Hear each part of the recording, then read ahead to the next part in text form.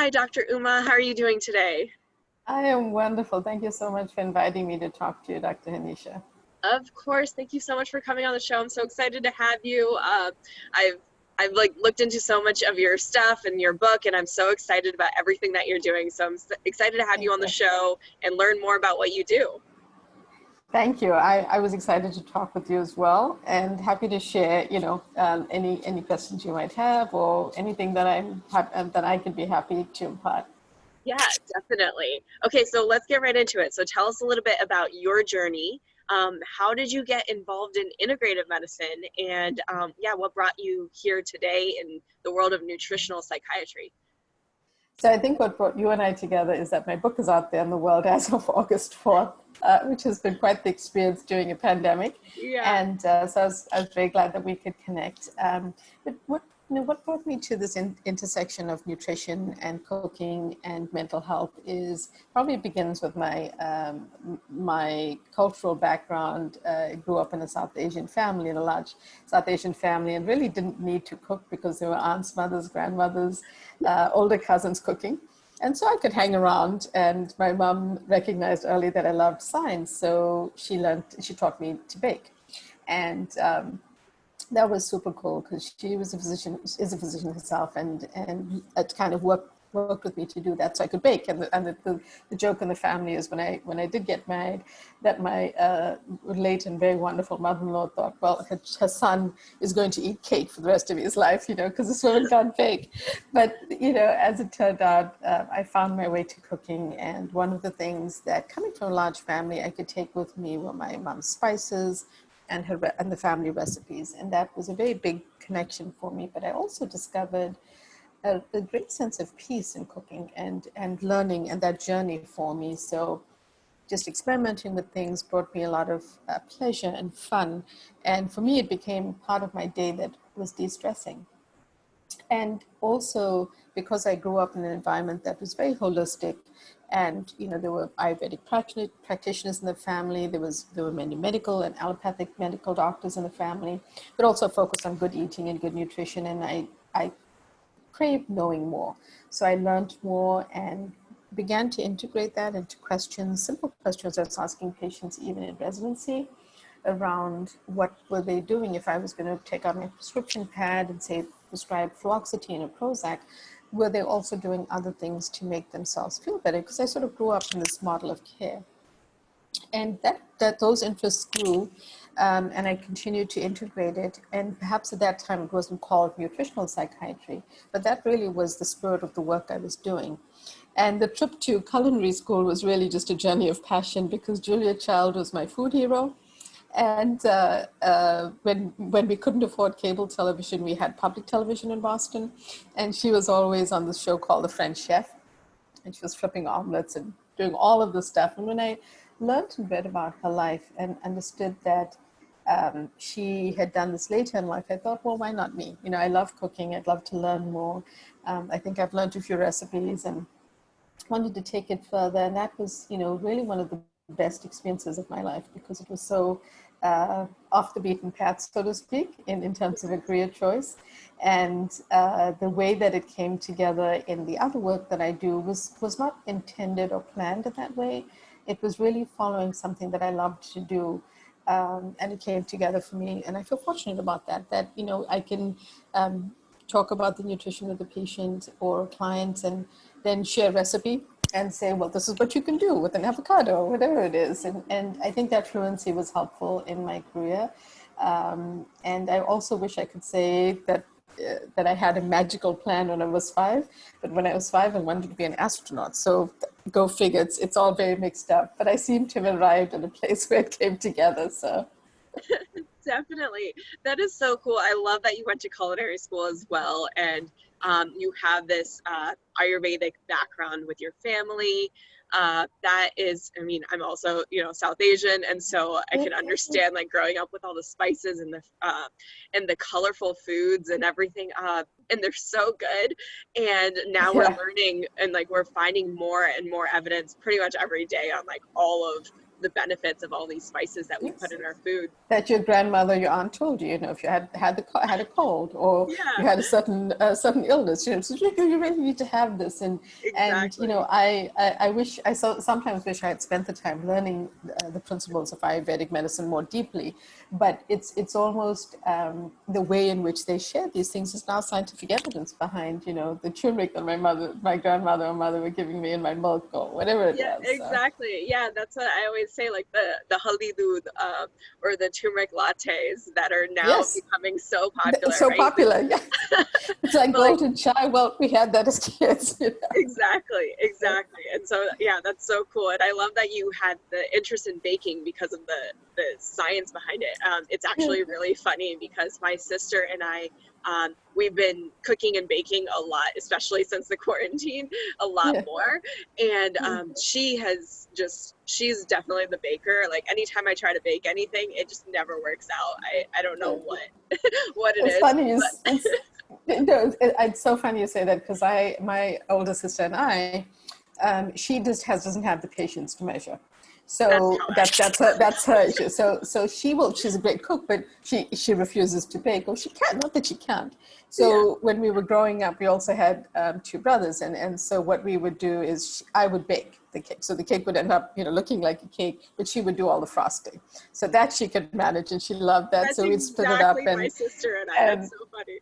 exactly. And, younger brothers had a lot of cupcakes and cakes and all sorts of things. So, Yeah, no, that's it. Literally exactly how my sister and I were. Like, I have two sisters, and one of them doesn't live here anymore. But like, they would both always bake, and then I would do the you were decorations. doing the decorating. Yeah, because yeah, I've realized I'm definitely too impatient. Because with cooking, I can just kind of throw things together. You can Yeah, exactly savory cooking. You really, always like to people who are not yet cooking. I'll say, don't worry. You can always save a savory recipe. oh yeah, Baking, you've got to be a little bit more careful. But it's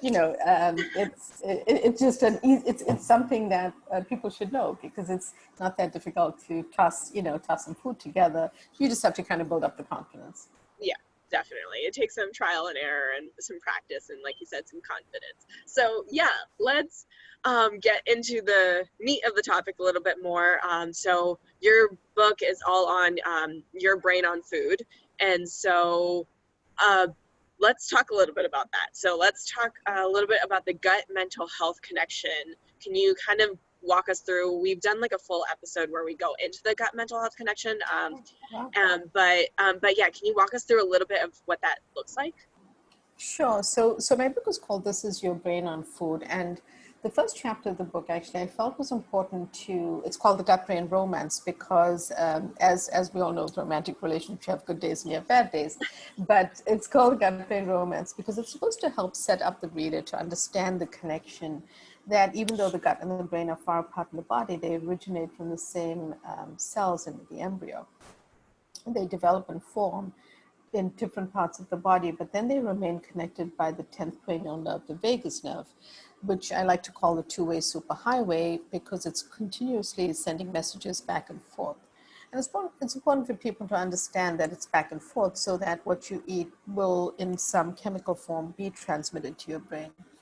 The other thing I like to share is that not only do these two organs form from the same cells and remain connected, that while we call serotonin the happiness hormone, and it is the reason for prescriptions such as Prozac or fluoxetine, which is selective serotonin reuptake inhibitors, well, it turns out that more than 90% of serotonin receptors are in the gut.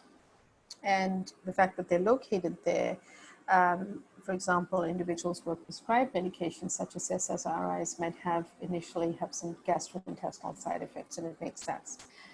The other part that I think is helpful, especially now for people to know, is that a large amount of our immunity is housed in the gut. So how we eat, and if we are eating in a healthier way, it will obviously impact our immunity in a healthier way. I feel as though many people talk about connections related to food if they have a family history of diabetes or high cholesterol, but they don't really make that connection to mental health. So I do feel like that's a missing part of the conversation, and another reason that the gut-brain axis becomes important for people to understand the function of the microbiome. Yeah, definitely. I mean, I feel like, I mean, they talk about Ayurvedic medicine, Hippocrates says it, in Chinese medicine, they say too, like all Yeah, health begins in the gut, right? that's right. And, That's exactly, yeah. yeah, we're just finding modern evidence to prove it all the time. That's So yeah, that is, and I appreciate that you call it the gut brain romance, because that's exactly right. Like, you know, you have good days and bad days with your relationships, and exactly. and that's that. And ideally, we create a healthier environment so that you have more For, good than bad. exactly. That's exactly how to think about the balance of the good and bad microbes in the gut. Yeah, yeah. So then, how can foods specifically affect, or certain foods affect our neurotransmitter production? So you talked about serotonin, Okay. and yeah. So how can specific foods affect that serotonin production, and then therefore, of course, help support our mental health? Sure.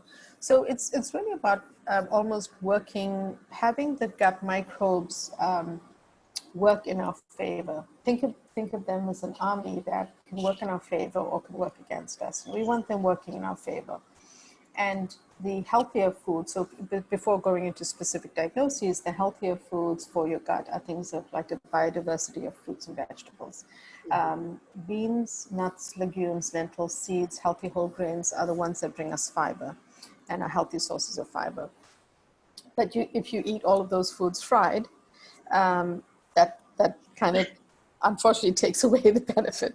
So you have to think about how you have these foods and nourishing your gut microbes, so that because you really can't get you can't get natural sources of fiber from seafood or animal protein.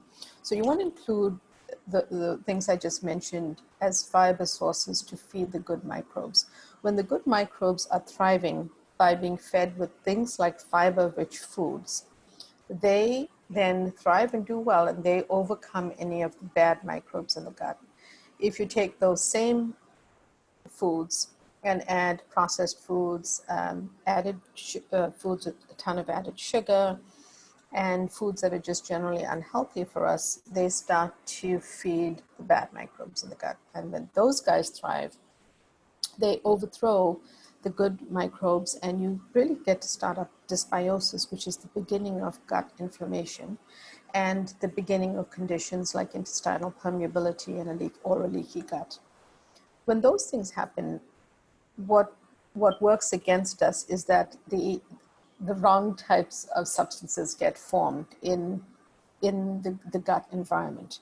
So when you're feeding your microbes with fiber and good healthy brain foods, they are forming the types of short chain fatty acids that we need to just nourish our gut, but then think about that two-way superhighway feedback in a good loop to the brain.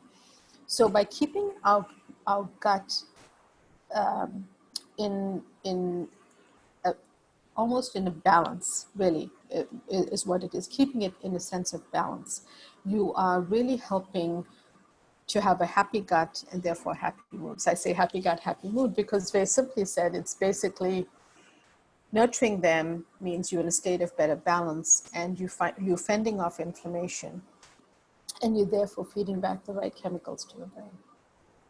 Right. Yeah, definitely. And I like the way sometimes that I put it is the food that you eat is kind of determines who you are, the good bacteria or the bad bacteria, right? Like they're always at war with one another. Like who are we going Exactly. to support in this Who are war? we going to support? Exactly. Right. You Yeah. can choose the healthy meal or you can go to the fast food restaurant right now.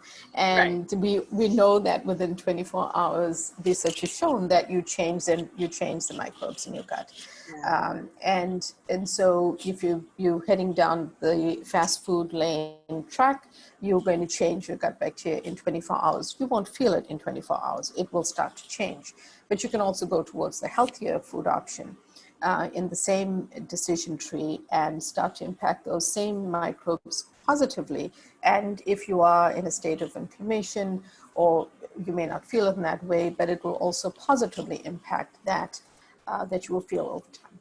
Yeah, definitely. And that's what I love about it too. It's like that you can positively change it within 24 hours too. So if you just Exactly. shift from the constant fast food diet to a more whole foods diet, you can actually start shifting your gut microbiome. Yeah. And that's just so cool. Exactly. It's like eat whole, be whole, you know, so Yeah. eat the orange, skip the store-bought orange juice.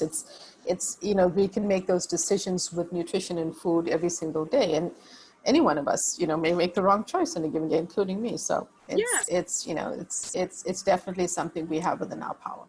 Yeah, definitely. And then we have that balance too of like occasionally having those foods, but like making sure that they're more treats and not something that we're having on a regular Every single basis. day. Yeah. Exactly. So yeah, so let's talk about some examples of foods that can actually exacerbate mental health issues. And whenever we talk about mental health, actually, let's talk about that. What are some of the main conditions that you're talking about? Sure. Anxiety, depression, I'm assuming. Anything else that you're specifically talking about?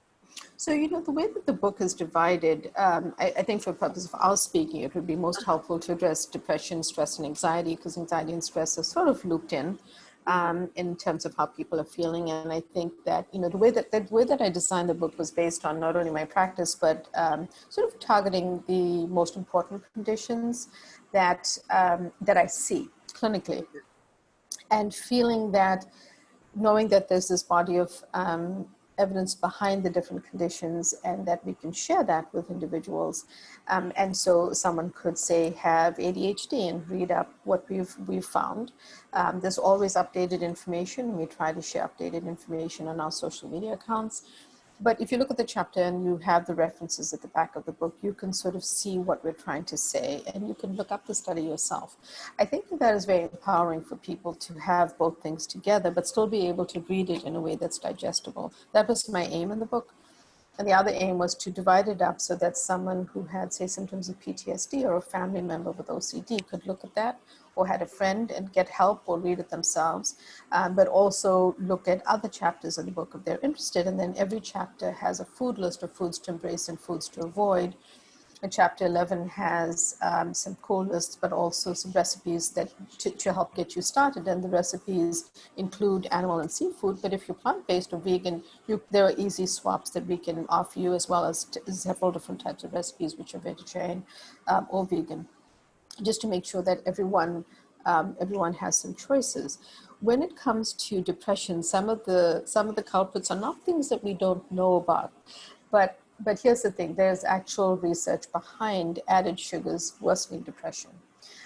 There are studies by, you know, Dr. Amen, who one of the many different things that he studied is really the impact of these foods on the actual brain and how the brain changes.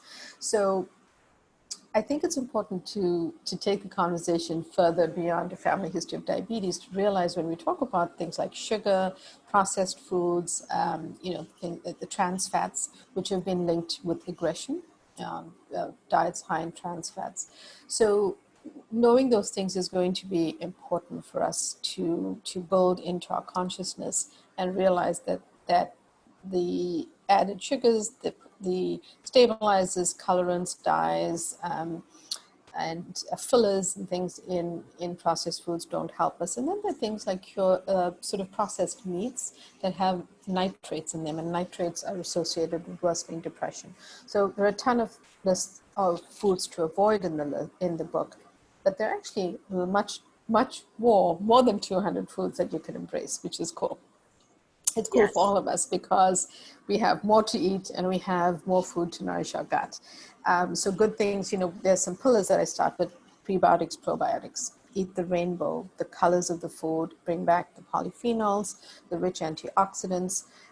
That's super important. So, you know, stepping stones like that, the use of spices in the best way for brain health, and those types of principles that anyone can start today, that are going to first and foremost help your brain health and your mental well-being. And I promise you, secondarily, the impact on your physical health will be good too, just Yeah, because you're embracing those healthy habits, you know. right. Exactly. That's one thing that is so common, but I feel like people don't realize people are always looking for the more physical, you know, we're looking for weight loss is probably one of the biggest things that most Yeah, people are exactly. looking for in our world Yeah. because so many of us are overweight and or obese. Mhm. But so often I'm like, if we don't focus on the weight loss, if we just focus Mhm. on you feeling better, and then like the weight loss and all that will just come, you know, it'll just naturally Absolutely. come. Exactly. And yeah, and so that's really cool. And I love that you have so many resources for the foods that you can eat, because I feel like so often in our world of integrative or functional medicine, we tend to focus on, like, you know, avoiding the gluten, dairy, sugar, all these processed foods and all Right. that stuff. But there's so much that we can eat that Exactly. we haven't been eating. That we haven't been eating or haven't Yeah. been embracing, and also to sort of not stand in judgment of ourselves. You know, I can put myself out there as an example. I mean, people who've read my book know my medical history, and I will tell you that certain very strong medications really change our bodies. And you might recover from an illness, but you know, you might find it harder to do the work to fight off extra pounds following intense medication therapies and things like that. And anyone who has been through it will share that.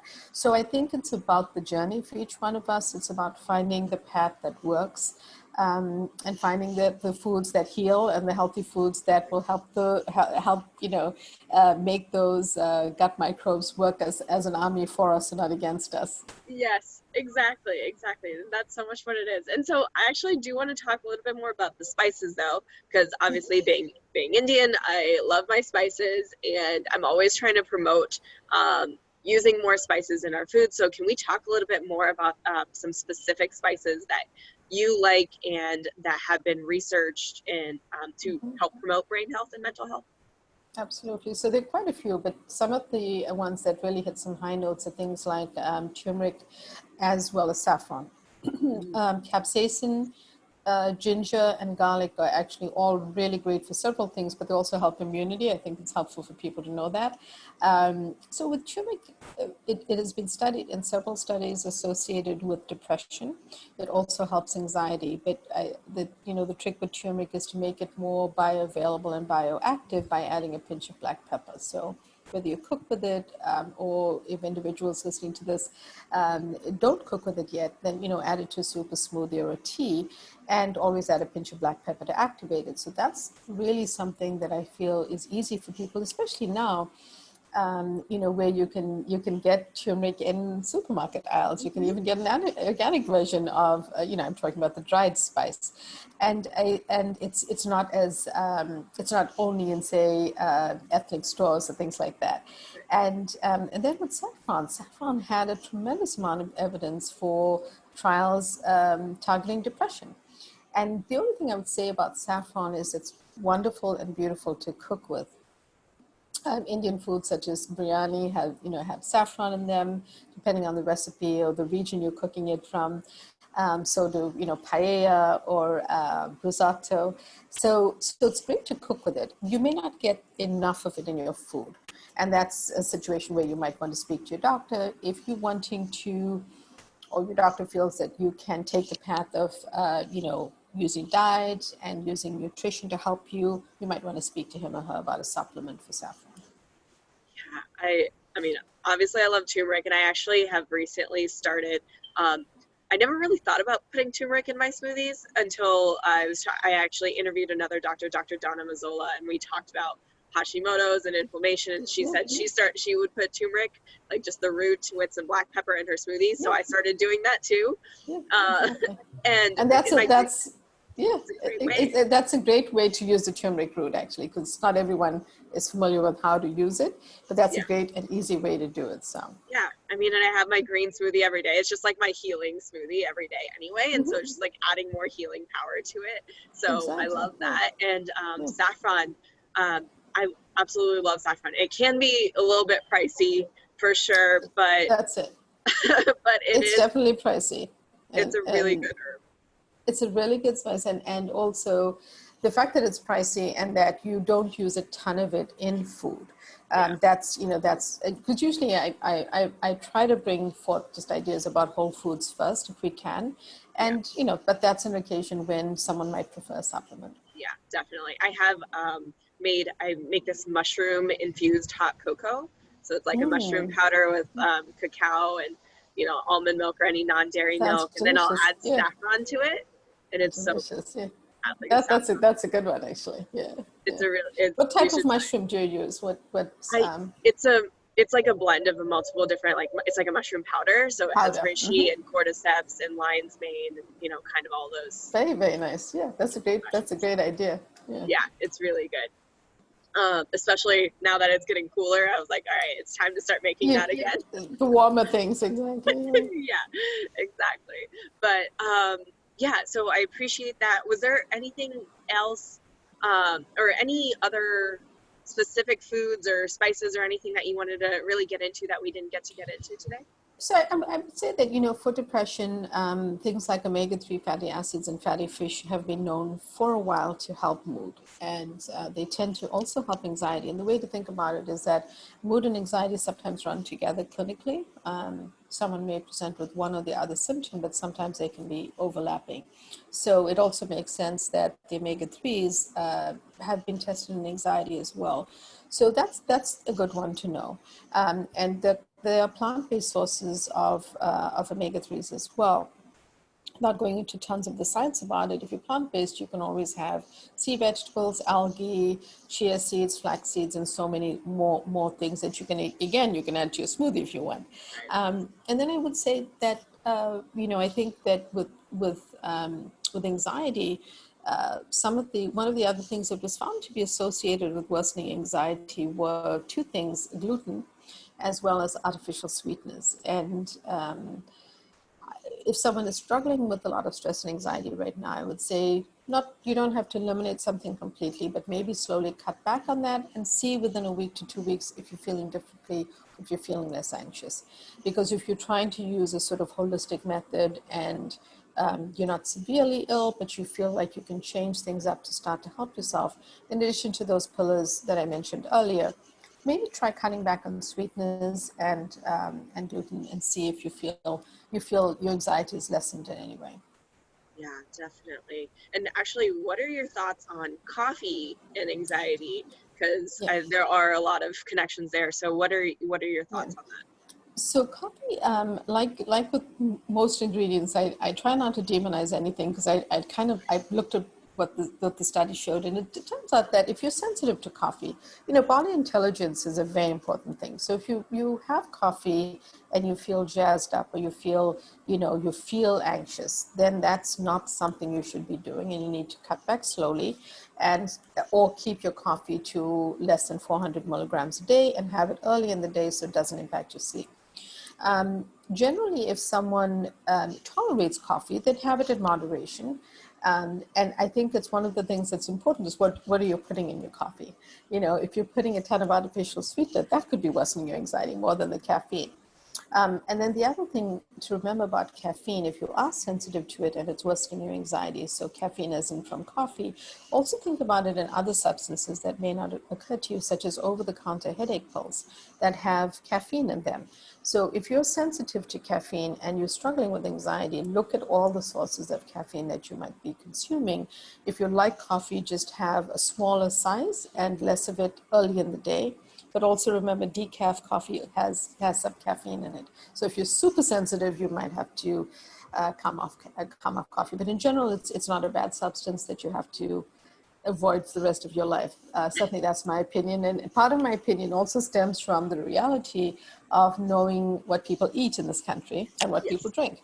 And so if I say, never have a cup of coffee, I think it's going to be hard for people to do that. So try to work with it in moderation. Yeah, and that's about working with the culture, right? Yeah. Coffee is definitely a huge part of our culture, but like I know for myself personally, I'm very sensitive to coffee, so Yeah. I have it. I never really drank coffee. Anytime I tried to in medical school, because I medical school, I tried to stay up and study and all that stuff, I would actually end up getting migraines. And I was like, this is actually not helping me study. So I realized you had to come, absolutely. So that was smart. I mean, so you come off it slowly, and then you have other sources of, nice warming drinks that are good for you. I think that's exactly that's a great example of what I'm trying to say. Stay away from it if it worsens or drives your anxiety. But if you can tolerate it, just have it in moderation and enjoy it. Yeah, definitely. One of the best things that came out of that was I realized I actually just need to sleep more. And there you go. So I would just sleep way more, and then I would have energy throughout the day. And I was like, oh, that's funny how simple Isn't that was. Interesting? Right? It's funny how we find out these things. It's so good. Right. But yeah, so well, I really appreciate you sharing all that. So before we get into the rapid fire questions, do you have anything else that you would like to add? And can you actually tell us a little bit more about your book? Absolutely. So the book, like I said, is divided into different conditions. And what I would like to guide people through is that the book can be used if you, say, have a diagnosis, but it can also be used whether or not you have a diagnosis, because one of the things that we were so happy about in terms of receiving feedback about the book was that, we were launching during a pandemic, and we were wondering how will people ever hear about the book.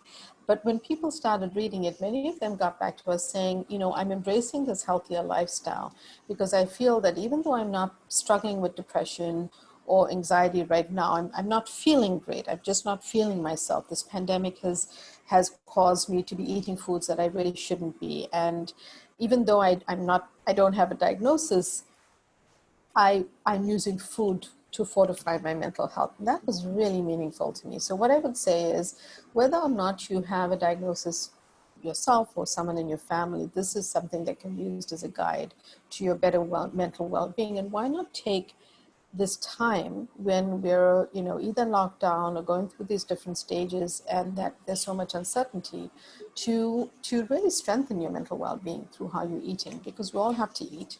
And why not use something that really is within your control?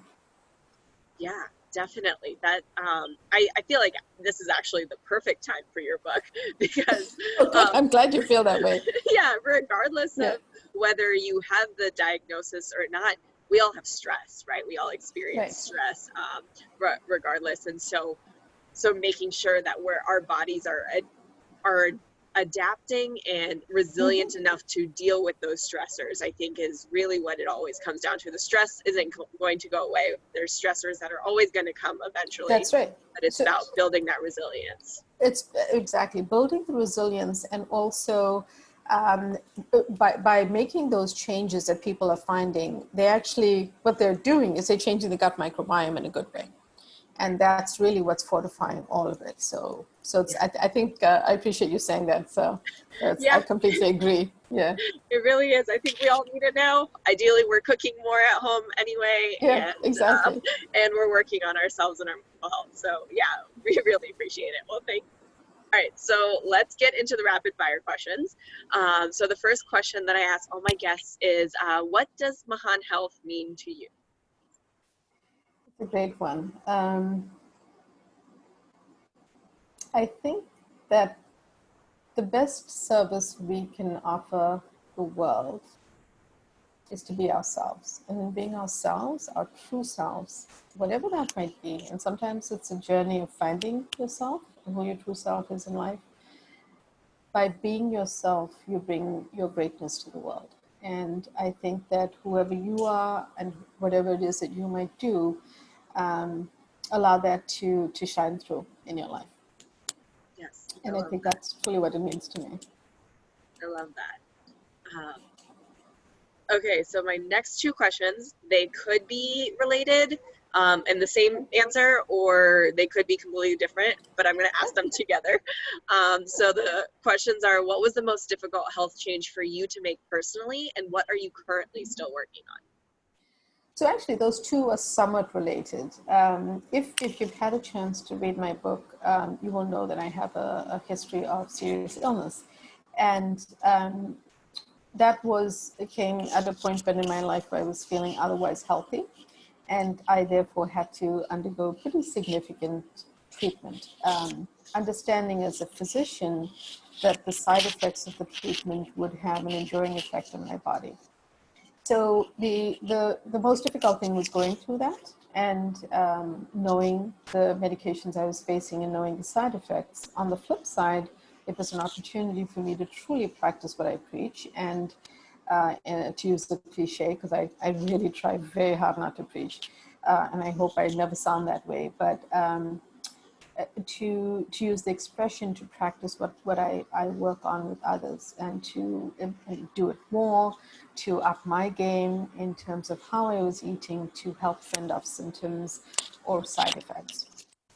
That was actually very good and worked very well. What I think is the ongoing, enduring health struggle for me is that I'm an everyday person. I'm not any different from everyone else. I just happen to focus on this work and try to share it with people and hope that they will learn from the research we've done and know that there's some science behind this that they can use. And it's not just that someone's saying, eat your vegetables or eat your greens. There's a lot more to it.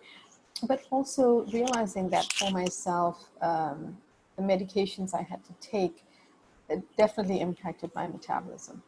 And I find it much more difficult to eat foods that I was otherwise tolerating. And so I work on that all the time. And it's also difficult to shed weight following the experience because some of the medications actually cause weight gain. And so despite what I was doing with movement and exercise and yoga and everything else, it's been a journey, and I still continue to try to tweak that and work towards my own optimal health as I'm going through it with everyone else. So I really consider myself part of that rather than someone on the outside looking in saying, hey, you need to eat this and not that. It's really about sharing the experience and trying to find, because of what I had to go through, finding my ongoing journey towards optimal health. Well, thank you so much for sharing that. The main reason why I asked that question is because so many people go through similar struggles that we go through, and often when they see us on social media, they read the books or whatever, they think that we have everything together. And but we're also working on our health journeys too. So I really do appreciate you sharing that. Oh, thank you. Thank you for asking, because I think you're absolutely right, Dr. Hinisha. Many people see me talk to other doctors on social media, or we write posts, or we share information, and sometimes people are very critical or very harsh or have comments, and it's interesting because you think to yourself, well, you don't always assume that what someone else is going through. When we are sharing educational content or aspects of the book, we are not trying to preach or say you have to do something. We're saying this is what you could do. You can choose not to do it. You're an adult, we're not forcing anyone. If you want to eat Cheetos, go right ahead, have fun. I'm not saying they're not tasty. I'm just saying maybe you want to stay off them for certain conditions in mental well-being. And this is what the science or studies show. And my entire group, we try to share it with humility, but it's really about each person's journey and what how they want to be great, how they want to bring their greatest self forward, and some people, if they want to do that with hatred, well, that's their choice.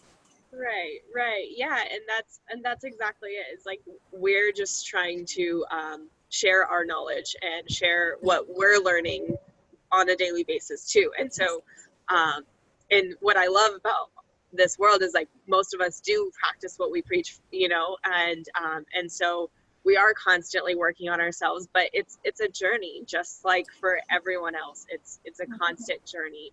And so yeah, I definitely feel you on the people making comments and things like that is just, I always just try to show them compassion, because really, Exactly. like that's what they need most, clearly. What else can you do? Because Right.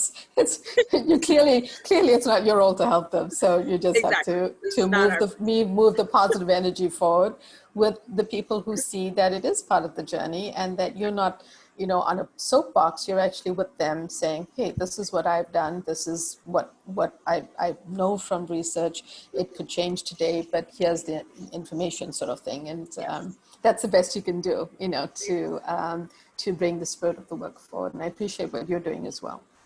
Thank you. Okay. Well, my last question for you is, if you could have a commercial about anything, like a PSA on health, what would it be about and why? Take care of your brain because it's the most important organ of your body. You may not think that, but it is. So you can't really function without your brain functioning. And all the organs are important, but I do think it would be something like that. I'm sure that someone from marketing would help me refine that message, but it'll be like, take care of your brain. Yes, I love that. I mean, yeah, our brain literally controls everything.